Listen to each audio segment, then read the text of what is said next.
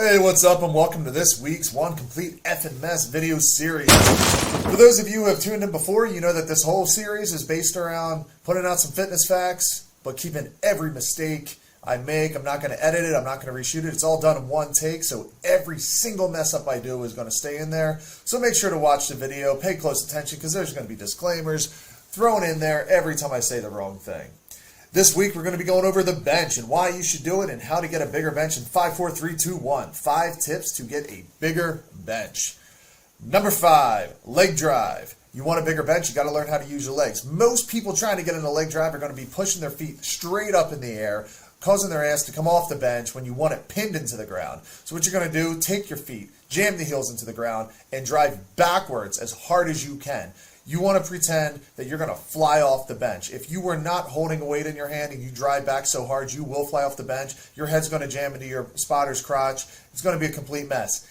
But with the weight of the bar in your hands, going down to your chest and off, you're going to be able to stabilize yourself much better. You're not going to move, but you're going to be able to take that leg strength, throw it into the shoulders, transfer it into the pecs and the triceps, and drive the weight straight up. So what you're going to do, pin your heels into the ground. Drive them hard. Drive them so hard that you can actually feel your whole body shift backwards. The weight will fly up. And that is number 5. Moving on to number 4, you've got to get tight. Most people don't even start squeezing until they're pressing. You have to get tight before you unrack, even if you're getting a lift off from your spotter. Grab the bar, you're fully engaged, squeeze every single muscle in your body. Your triceps, your shoulders, your chest, your back, your abs, your legs, everything is tense. What you're trying to do here is make the weight feel light from the beginning. If you're going for a 315 max, you have 3 plates on the bar, make it feel like 200 when you unrack. Because if it feels heavy at the top, it's going to feel even heavier at your chest. Make everything light. This goes with every single lift, but you will notice it instantly on the bench. Then when you hit your chest, get tighter. Squeeze so tight at the top before you unrack that you don't think you can get tighter. Hit the chest and get even tighter and drive the weight all the way up. Number 3, push the shoulders and upper back directly into the bench. Pretend you're pushing the bench down more than you're pushing the bar up. So when you go down, you're jamming everything into the bench. You want to push it straight into the ground. It's obviously not going to move unless you're using the cheapest equipment imaginable. But just push it crazy hard. This is going to allow you to engage everything in your body and just drive that weight up so much higher. Number 2, demolish the triceps. You want to destroy and kill your triceps. After a bench day, there should be nothing left in your arms.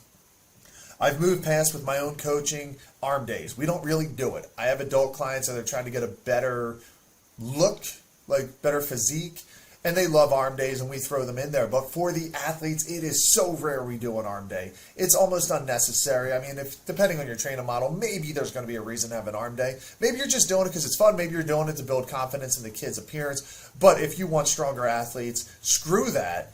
Go for chest and then destroy the triceps. I don't even schedule the exact lifts the kids are going to do or the sets and reps. There's almost no program to the way we do triceps anymore with our bigger, stronger athletes. I just write on the board their full chest workout, maybe some shoulders that day, but then it is just 100 reps of triceps, 200 reps of triceps, whatever it's going to be. I tell them the reps. They get to pick the sets, the weights, the exercises, everything. I trust them at this point, and we just go with that.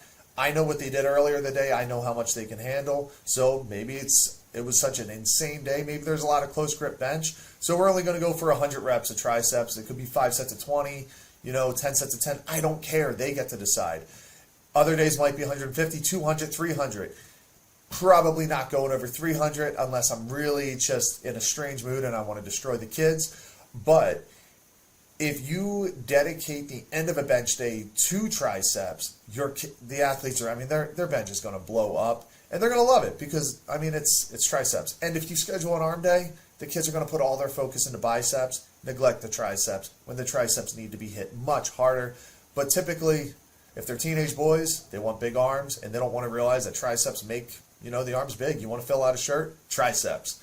Biceps, you see them in the mirror, they look cool. That's all there is to it. Now, of course, the biceps will help with many lifts and many sports, but we're not focusing on that right now. It's all about chest, bench, triceps.